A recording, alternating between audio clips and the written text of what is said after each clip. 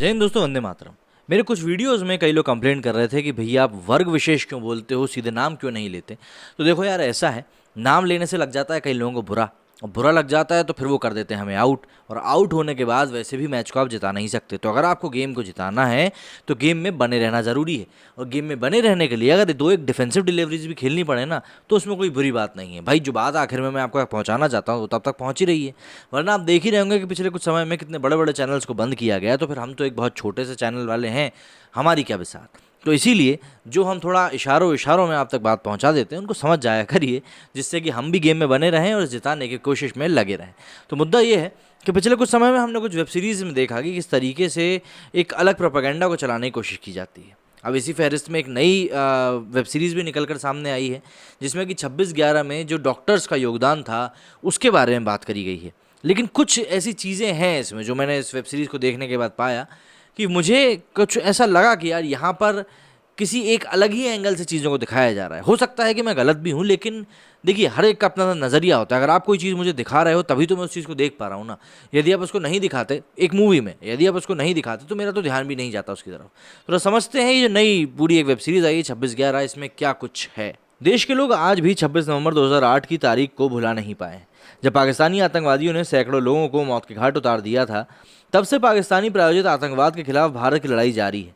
भारत की आर्थिक राजधानी मुंबई को झकझोर देने वाले हमले में न केवल अपने सुरक्षा तंत्र को मजबूत करने का एहसास दिलाया, बल्कि हम सभी को, खासकर सरकारी महकमे को, नींद से जागने का भी काम किया। वीडियो फुटेज के कई दृश्य अभी भी हमारी आंखों में ताज़ा हैं। OTT प्लेटफॉर्म पर 26/11 की घटना पर बनी 2 वेब सीरीज़ ने सबका ध्यान अपनी ओर खींचा है। सबसे पहले स्टेज ऑफ सीज 26/11, जो कि मार्च 2020 में ZEE5 पर रिलीज़ हुई थी, और दूसरी हाल ही में अमेजॉन प्राइम पर रिलीज़ हुई Mumbai diaries 26/11। Mumbai diaries 26/11 web series को डॉक्टर्स, नर्सों, वार्ड बॉय, सुरक्षा गार्ड, पुलिसकर्मियों, पत्रकारों के नज़रिए से दिखाया गया है, जिन्होंने आतंकी हमले के दिन धैर्य और साहस से काम लिया था। मोहित रैना की बात करूं और या फिर कोंगरा सिंह शर्मा की, इन्हीं दोनों ने ही वेब सीरीज़ में बहुत दमदार काम किया है। ये सभी कह सकते हैं कि ये उनका अब तक का शायद सबसे अच्छा प्रदर्शन रहा है।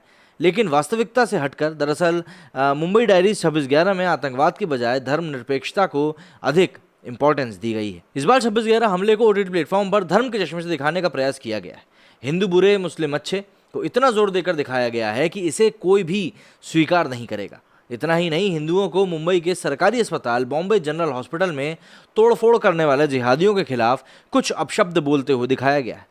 कुल मिलाकर इस वेब सीरीज़ में एक विशेष वर्ग का महिमा मंडन किया गया है, और उसमें बताया गया है कि भाई वो जो एक धर्म होता है वो बिल्कुल भी बुरा नहीं होता, जबकि असलियत में ये शांति और सहिष्णुता से भरा हुआ होता है, और उसकी एक अलग धारणा दुनिया में फैली हुई है।